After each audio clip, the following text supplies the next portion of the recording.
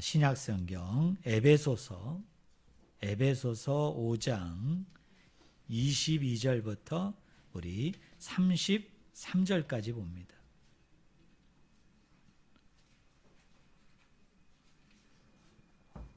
제가 가지고 있는 성경책은요, 신약성경 316쪽입니다.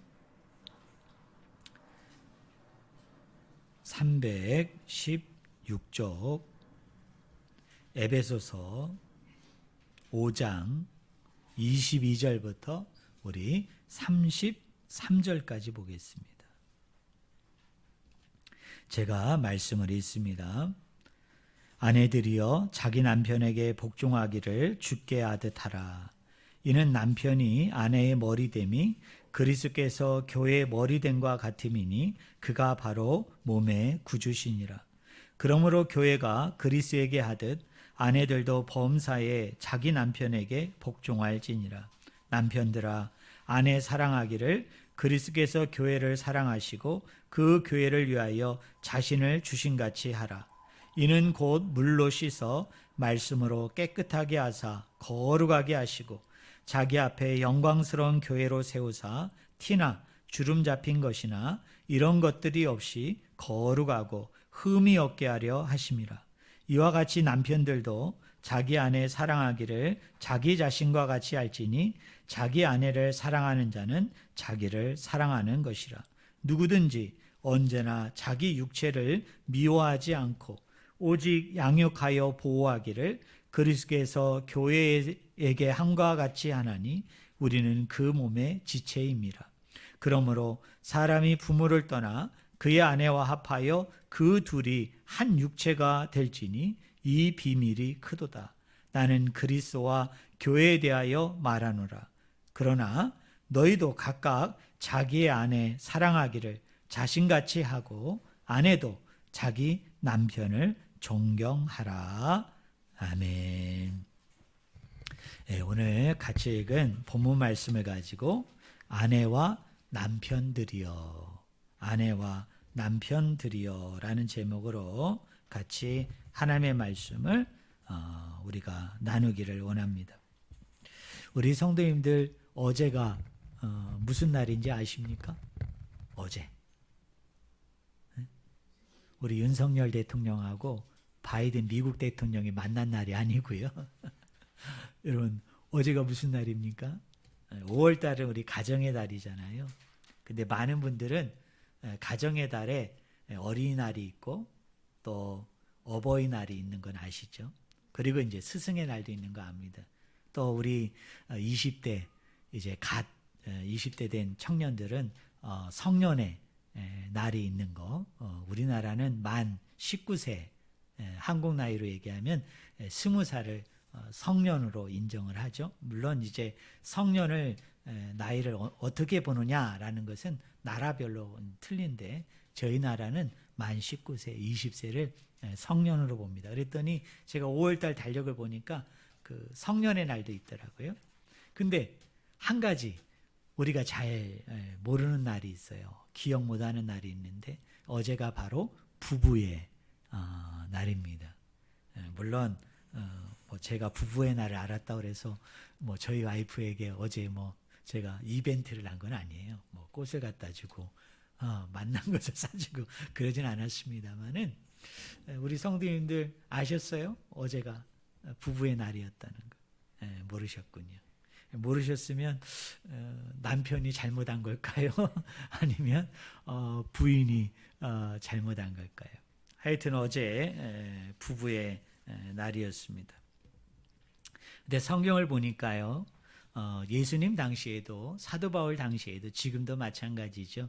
하나님께서 아담을 만드시고 혼자 독처하는 것이 하나님이 좋아 보이지 않아서 그의 갈비뼈 하나를 취해서 누구를 만들었습니까? 하와, 이브를 만들었죠. 그리고 두 사람을 연결해 주어서 한 몸이 되게 함을 통해서 가정을 만들어 주셨습니다. 그래서 어떤 의미에서 부부는 천지가 창조될 때부터 예수님 당시, 바울 당시에도 동일하고요. 지금도 여전히 많은 인간관계가 있지만 그 중에 어떤 의미에서 가장 소중하고 또 가장 중심이 되는 그런 관계 중에 하나가 바로 부부 관계가 아닌가 그렇게 여겨집니다. 제가 어제 아는 분이 결혼식을 해가지고 제가 결혼식을 참석을 했는데 거기 잠깐 축사하러 나오신 목사님이 하신 말씀을 인용하면 그렇더라고요. 여러분 형제는 몇 촌이죠? 형제. 네? 그래 우리 지성 잘 아시네요. 형제는 2촌입니다. 그리고 여러분 부모와 자식은 몇 촌입니까? 네? 1촌입니다. 1촌이에요. 그런데 무촌이 있습니다. 뭡니까? 부부는 무촌입니다. 세상 사람들도 그건 인정하는 것 같아요. 근데 제가 그 얘기를 딱 듣는 순간에 야, 저거는 성경에서 교훈을 따왔나? 성경에서 가르침을 따왔나? 왜 그래요? 오늘 본문 말씀 하번절에도 나옵니다마는 여러분 거기 31절을 보세요. 31절 32절 오늘 본문의 설교 내용은 아닙니다만 우리 한번 같이 읽어볼까요? 31절 32절 같이 읽겠습니다. 그러므로 사람이 부모를 떠나 그의 아내와 합하여 그 둘이 한 육체가 될지니 이 비밀이 크도다. 나는 그리스도와 교회에 대하여 말하노라. 이 말씀 보니까 부부는 어떻다고요? 한 몸이다. 그러니까 한 몸이니까 무슨 촌이에요? 무촌이죠. 세상 사람들도 부부는 한 몸이라는 걸 알고 있기 때문에 무촌으로 이해합니다. 그런데 이 부부가 한 몸을 이룬 것이 하나님 보실 때도 얼마나 그게 대단하고 큰 일이셨던지 32절에 보니까 이런 표현이 있죠. 이 비밀이 뭐하도다? 크도다. 이 비밀이 크도다. 남녀가 만나서 결혼을 통해서 한 가정을 이뤘어요. 한 부부를 이뤘는데 그게 한 몸이 됐다는 거예요. 어떻게 둘이 하나가 됩니까? 하나가 둘이 돼요? 이건 뭐예요? 이게 비밀이라는 거예요. 비밀이다. 그래서 그게 크다. 이렇게 표현할 정도로 부부관계는 아주 중요하다. 우리가 그렇게 생각이 듭니다. 제가 2주 전에 여러분에게 설교를 할 때 이 앞에 있는 문맥을 가지고 내용을 가지고 설교했는데요. 그때 설교 제목이 뭐였습니까? 성령 5장 여러분 거기 18절에 나오죠. 뭐예요? 성령으로 뭐를 받으라? 충만함을 받으라. 성령으로 충만함을 받으라. 여러분 성령 충만은 한마디로 얘기하면 무슨 충만이라고 그랬죠? 성령은 예수님의 영이기 때문에 예수님의 영이 충만하다는 얘기는 한마디로 얘기하면 무슨 충만일까요? 예수 충만이다. 예수 충만은 요한복음의 기자의 말을 빌려오면 예수 충만은 곧 무슨 충만이에요? 말씀 충만이다. 그리고 그 뒤에 사도 바울은 성령 충만함을 받게 되어지면 그 충만함을 받는 것으로 끝나서는 안 되고요. 그 충만함을 받은 자로서의 온전한 삶, 그 충만함을 받은 자로서의 완전한 삶을 살아감을 통해서 그 성령 충만한 삶을 계속적으로 이어가야 된다는 거예요. 그런 의미에서 세 가지를 이야기했어요. 제가 2주 전에 두 가지를 얘기했고 오늘 이제 그 세 번째 이야기를 하려고 합니다.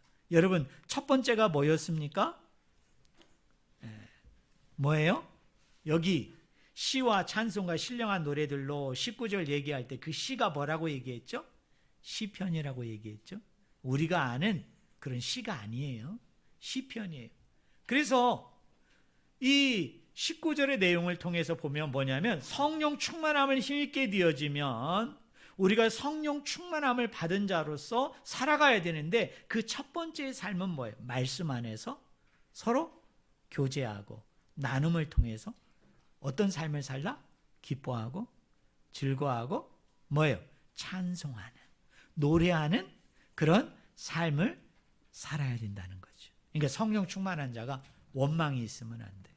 시비가 일어나고 다툼이 일어나고 분열을 하면 안 돼요. 그런 것은 다 누가 주는 거예요?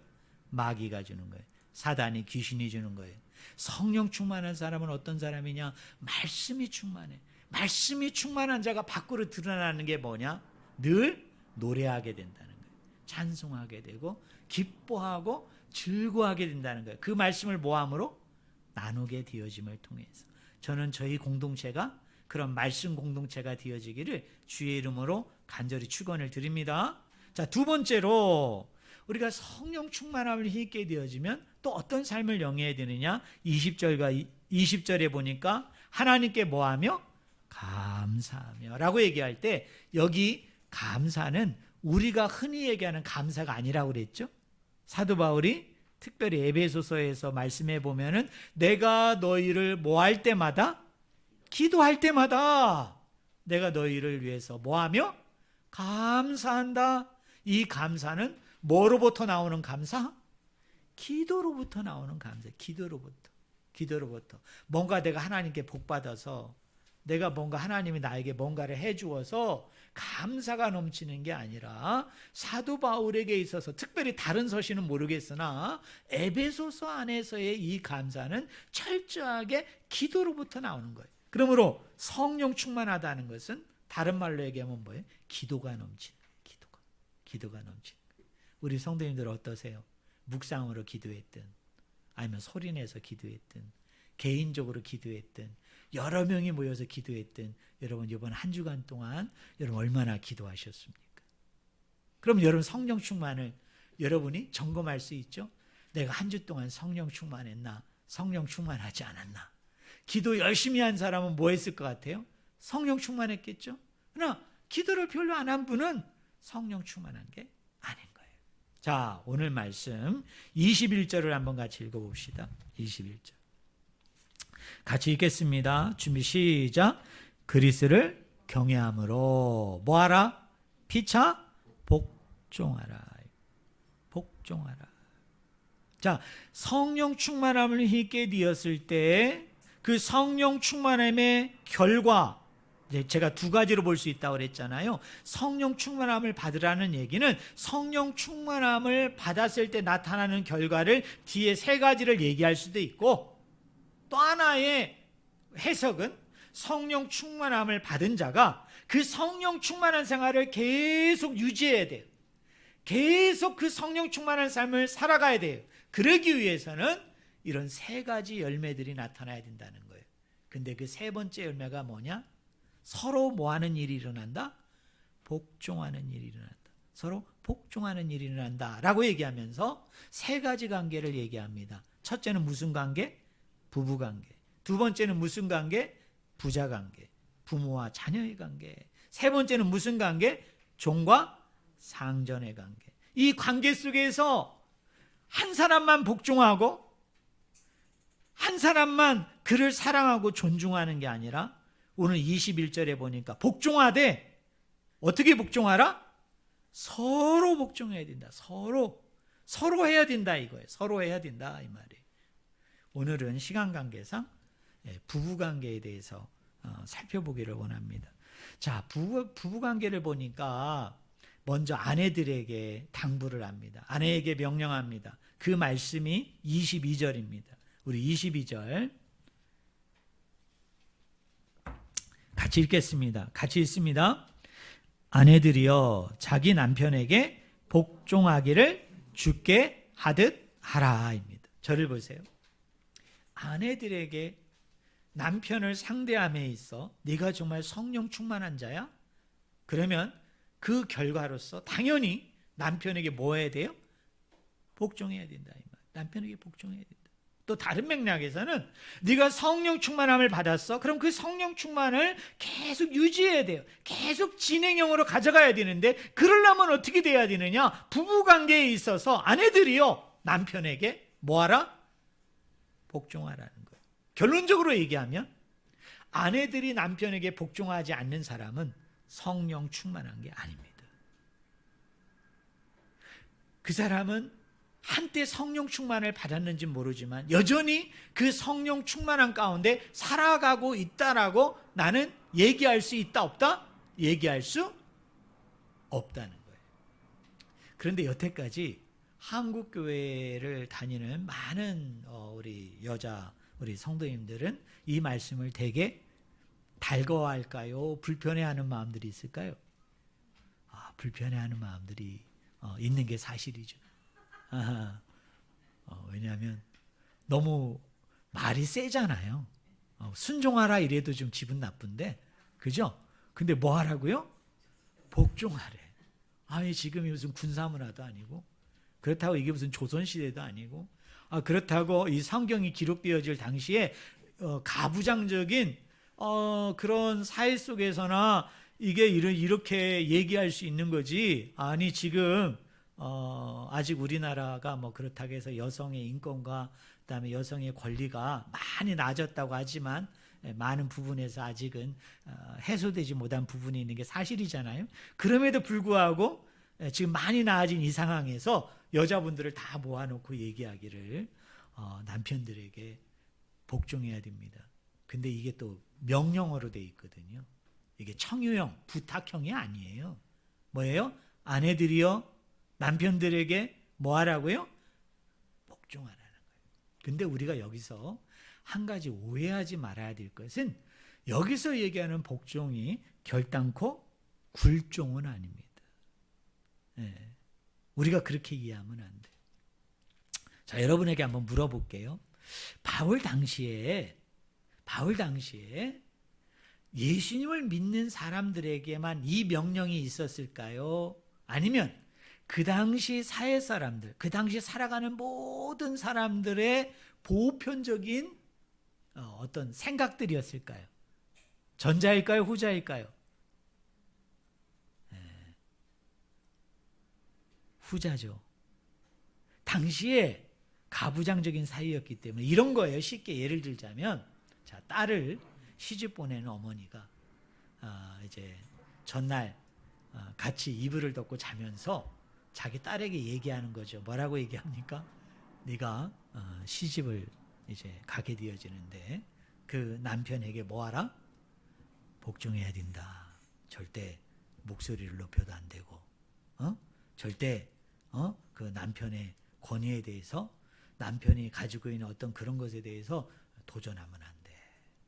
남편한테 잘 순종하고 잘 복종해서 그 가정을 화목하게 평화롭게 그렇게 가져갔으면 좋겠다라고 얘기할 정도로, 이것은 그 당시에 사이에서 만연되고 있었던, 어떻게 생각하면 누구나 다 당연하게 받아들였던, 그냥 결혼을 앞두고 있는 처자들, 또 결혼을 한 여자들에게는 당연하게 꼬리표처럼 항상 붙어 다녔던 말이 뭐예요?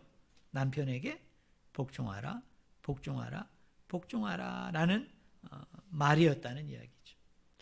그런데요, 5장 22절부터 6장 9절까지가 부부관계, 부자관계, 종과 상전의 관계를 이야기하는데요, 그 구조를 우리가 좀 자세히 살펴보면 이런 겁니다. 자, 아내와 남편이 있는데 누구에게 먼저 명령하죠? 아내에게 먼저 명령합니다. 자, 아버지와 자식이 있어요. 어머니와 자식이 있는데 누구에게 먼저 명령합니까? 자녀에게 먼저 명령합니다. 또 종과 상전이 있는데요, 자, 누구에게 먼저 명령합니까? 종에게 먼저 명령합니다. 여러분, 이상하잖아요. 제 짧은 생각으로는 남편에게 먼저 명령할 것 같아요. 왜? 남편이 더 중요하니까, 이 당시는. 부모와 자녀에게 명령할 때 어떻게 자녀에게 먼저 얘기해? 위아래 순서가 있지. 누구에게 먼저 명령해야 돼요? 부모에게 먼저 명령할 것 같은데 이상하게 자녀에게 먼저 명령하잖아요. 여러분, 회사에 상급자와 하급자, 노예 사이로 얘기할게요. 상전과 종이 있고 종과 상전이 있는데, 자, 어떤 사람이 와가지고 뭔가를 부탁합니다. 뭔가를 당부해요. 뭔가를 이야기할 때, 자, 불러서 누구 먼저 얘기해야 돼요? 종을 불러서 얘기하면 상전이 볼 때 기분 나쁠까요? 좋을까요? 야, 이놈은 위아래를 모르네. 기본적인 예의와 법도가 있지. 어떻게 상전이 나를 먼저 대면을 하고 나 먼저 독대해야 되지? 어떻게 종들을 먼저 불러서 이야기하고 끝나고 나서 나를 부를 수 있어 하고 불편해할 수 있는데, 이 구조를 가만히 보니까 아내가 먼저 나오고 자녀가 먼저 나오고 종이 먼저 나오는 거예요. 왜 이게 먼저 언급이 되어졌을까요? 바울이 그 당시에 이게 이렇게 기본적으로 만연되어 있던 것을 기본 베이스로 깔고 지금 바울이 이야기하고 있는 거예요. 그 당시에 사회 사람들이 이렇게 기본적으로 베이스적으로 기본적으로 그렇게 얘기했던 거. 죄송합니다. 말이 잘못됐네. 기본적으로 얘기했던 거를 지금 바울이 어떻게 하고 있는 거죠? 뒤집고 있는 거죠. 그 당시 사회 사람들은 당연히 누구를 먼저 불러서 얘기했겠어요? 남편을 먼저 불러서 얘기하고 부모를 먼저 불러서 얘기하고 상전을 불러서 얘기할 텐데 지금 바울은 의도적으로 이걸 어떻게 하고 있어요? 뒤집어 가지고 누구를 먼저 얘기해요? 아내에게 얘기하고 자녀들에게 얘기하고 종에게 얘기한다는 거예요. 그렇기 때문에 우리가 여기서 복종하라라는 말을 오해하지 말아야 될 것은 바울이 이 당시에 가부장적인 사회 속에서 만연되고 있었던 잘못된 부부관계를 그냥 그대로 받아들여서 사회가 이러니까 지금 네가 살고 있는 상황이 이러니까 이거를 좋게 만들기 위해서는 그냥 부정하지 말고 대면하지 말고 그냥 적당히 타협하면서 그 안에서 사는 것이 지혜다 이렇게 얘기하는 게 절대로 아니라는 것을 우리는 기억을 해야 됩니다. 어쨌든 아내들에게 지금 바울이 명령하는 것은 뭐냐? 한번 따라하겠어요? 복종하라. 네, 복종하라. 그런데요, 여러분 23절을 보세요. 23절, 24절 한번 같이 읽어봅시다. 준비 시작. 이는 남편이 아내의 머리됨이 그리스도께서 교회의 머리됨과 같음이니 그가 바로 몸의 구주시니라. 그러므로 교회가 그리스도에게 하듯 아내들도 범사에 자기 남편에게 뭐 할지니라? 복종할지니라. 자, 저를 보세요. 아내들이요 남편에게 복종을 하는데 왜 복종을 해야 되느냐? 그 이유를 24절에 이야기합니다. 누가 뭐에게 하듯? 교회가 그리스도에게 하듯 너희 아내들도 남편에게 뭐 하라고요? 복종하라 라는 얘기입니다. 자, 이 복종은요 그냥 복종이 아니에요. 이 복종은 엄청난 퀄리티가 붙어있는 복종입니다. 그냥 복종하라가 아니에요. 그 복종을 지금 사도 바울은 어떻게 하느냐면 그 퀄리티를 어디에까지 끌어올립니까? 교회가 누구에게 하듯? 그리스도에게 하듯 하나님에게 하듯 그 정도의 퀄리티를 가지고 남편에게 뭐 하라는 거예요? 복종하라 이 말이에요. 근데 그 퀄리티가 뭐냐? 33절을 보세요. 하반부에 봅시다. 아내도 자기 남편을 뭐하라? 존중하라. 존중하라. 다른 말로 얘기하면요, 이 복종이라는 단어에는 두 가지가 포함됩니다. 여러분 따라해 보실래요? 사랑하라. 따라하겠습니다. 존경하라. 네, 그 말이에요. 하나님이 세우신 교회가 그 교회가 저와 여러분이잖아요. 자, 교회인 우리가 그리스도를 대할 때, 하나님을 대할 때 우리도 두 가지 자세가 필요하죠. 하나는 뭡니까? 사랑해야 돼요. 또 하나는 뭐죠? 하나님을 경외해야 되죠. 그죠? 존중해야 되죠. 그죠? 하나님을 존경하고 우러러 봐야 되는 거예요. 네. 그게 뭐예요? 그게 복종의 퀄리티입니다. 퀄리티가 있는 복종입니다. 저는 적어도 아내된 우리 성도님들이 성령 충만한 자로서 살기를 원한다면, 아니 성령 충만한 자로서 당연히 살아야 되는데 그 성령 충만함의 결과로서 진행형으로서 나타나야 되는 게 뭐냐면 남편에게 복종을 해야 되는 거예요. 어떻게? 남편을 사랑하고 남편을 존경해야 됩니다. 남편을 존중해야 됩니다. 불편하시더라도 어쩔 수 없어요. 왜냐?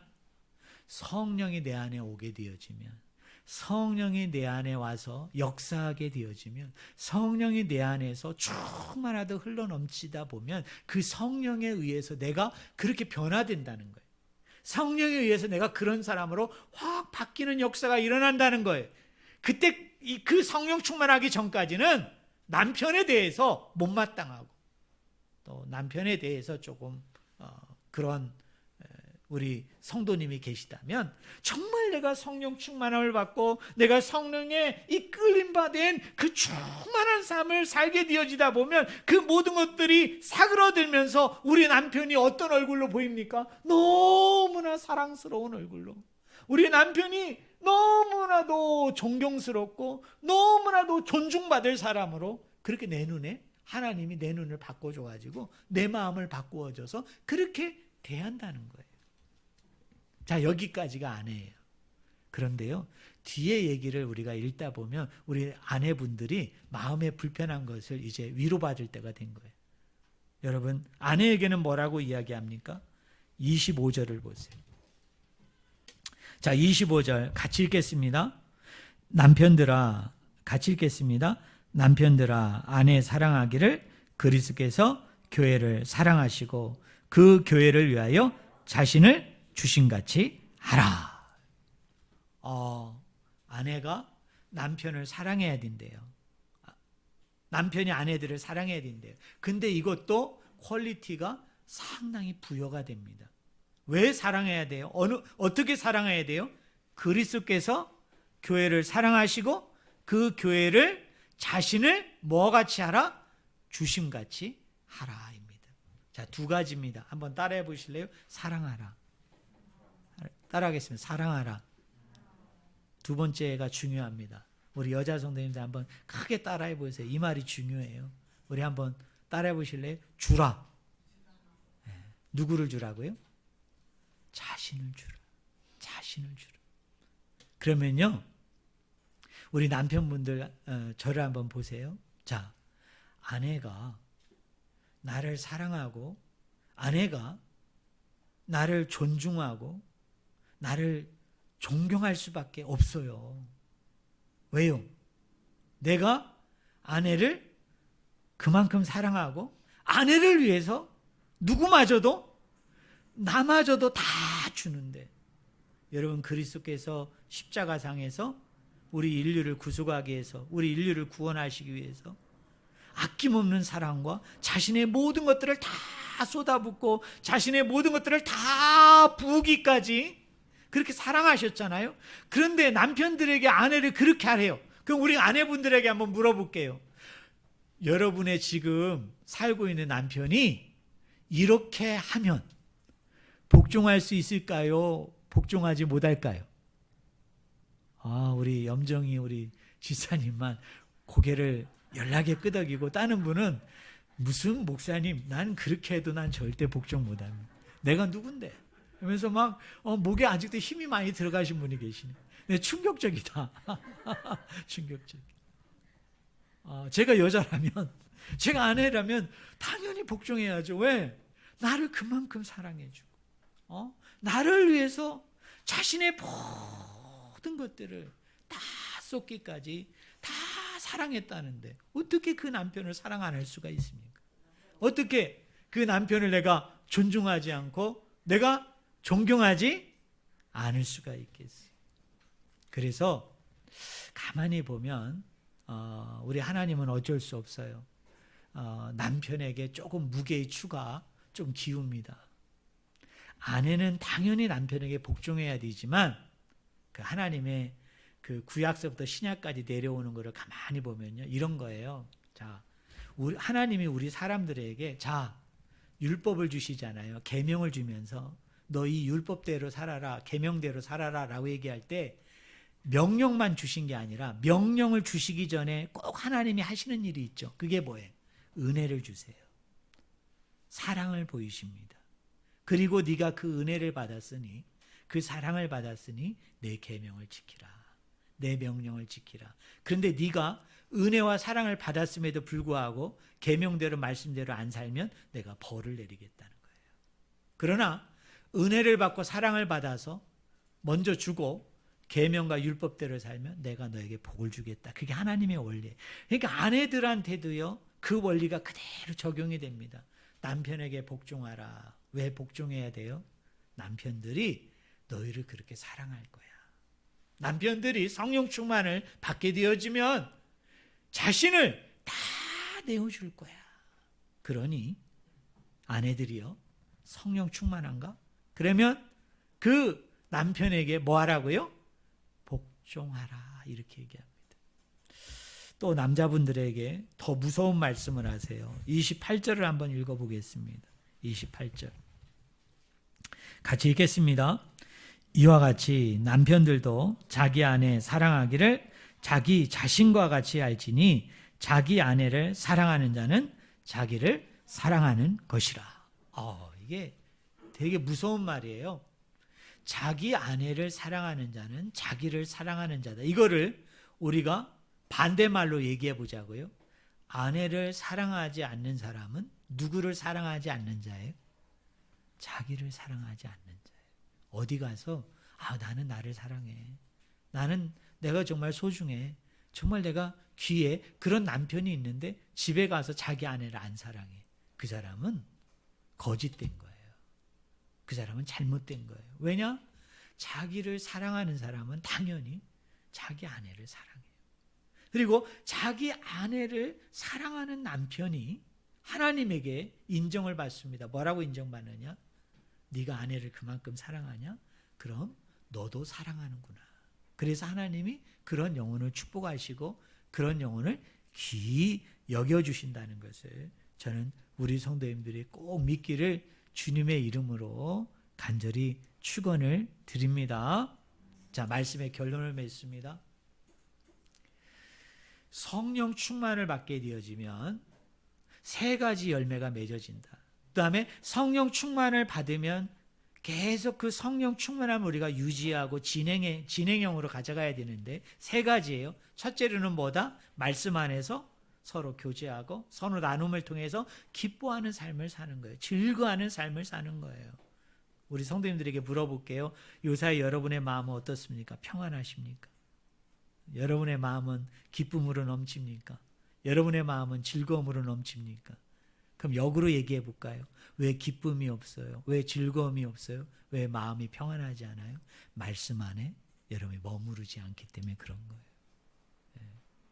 세상 사람들이 얘기하는 돈을 쫓고 세상의 힘을 쫓고 세상의 자랑을 쫓고 세상의 명예를 쫓다 보니까 그게 없으면 내 인생이 끝장났다고 생각하니까 늘 나는 불행하다고 생각하는 거죠. 하지만 말씀으로 그리스도의 영으로 성령으로 채워진 사람은 그런 것이 좀 당장 없다 할지라도 계속적으로 없다 할지라도 그것이 가져다주는 기쁨이 있거든요. 즐거움이 있거든요. 그래야 신앙의 맛이 생겨요. 그래야 믿음의 맛이 생겨요. 여러분 교회 온다고 제가 여러분에게 막 1억을 주고 막 10억을 막 베풀어서 여러분을 기쁘게 하고 즐겁게 하는 게 교회가 아니잖아요. 교회는 여러분에게 말씀을 줍니다. 예수님의 영, 성령이 여러분 마음 가운데 임하기를 원합니다. 왜 그래요? 그것이 세상에 가져다주는 어떤 기쁨이나 즐거움이나 감사보다도 그게 더 크기 때문에 그런 걸 가지게 되어지면 내 얼굴에 꽃이 피고 웃음이 끊이지를 않기 때문에 그걸 공급해 주는 거예요. 그래서 저는 여러분들이 그런 행복들을 찾아가기를 주의 이름으로 축원을 드립니다. 두 번째는 뭐죠? 뭐가 이루어지게 된다? 기도 가운데 감사가 터진다. 기도 가운데 감사가 넘친다. 자, 오늘 본문 말씀 세 번째 부부관계예요. 아내들은 남편에게 뭐 한다고요? 복종하게 된다. 저는 여러분들이 그런 성령 충만함의 삶을 드러내 보였으면 좋겠어요. 우리 남편들은 어떻게 해야 된다고요? 그리스도가 교회를 위해 하듯 첫째로는 뭐 해야 되고? 사랑해야 되고 두 번째는 뭐예요? 우리 성현이 뭘까요? 너 남자잖아. 너 나중에 결혼할 거잖아. 이거 남자들이 말이야 잘 알아야 돼. 결혼한다는 건 그런 각오가 없으면 절대 결혼하면 안 돼. 뭐예요? 나 이 여자를 평생 사랑하겠다는 거. 두 번째는 뭐죠? 나를 어떻게 해요? 그 여자를 위해서 아낌없이 줘야 되는 거야. 아낌없이. 예. 그게 돈만 주는 게 아니야. 내 마음도 내 모든 것도 다 줘야 돼. 그래서 여자로 하여금 감동을 못 해야 되는 거야. 그래서 어떻게 해요? 자발적으로 나를 사랑하고 나를 존중하는. 그래서 그게 그리스도께서 그리시는 한 몸이 그거예요. 한 몸이. 한 몸이라는 것은 다른 게 아니에요. 한 몸을 이룬다는 건 그런 거예요. 서로 복종하는, 서로 사랑하는, 서로 자신을 주는 그런 희생적인 사랑을 이야기한다는 것을 알고요. 저는 여러분의 가정이, 여러분의 부부관계가 온전히 회복이 되는 그런 놀라운 치유와 역사가 날마다 일어나기를 주의 이름으로 간절히 축원을 드립니다.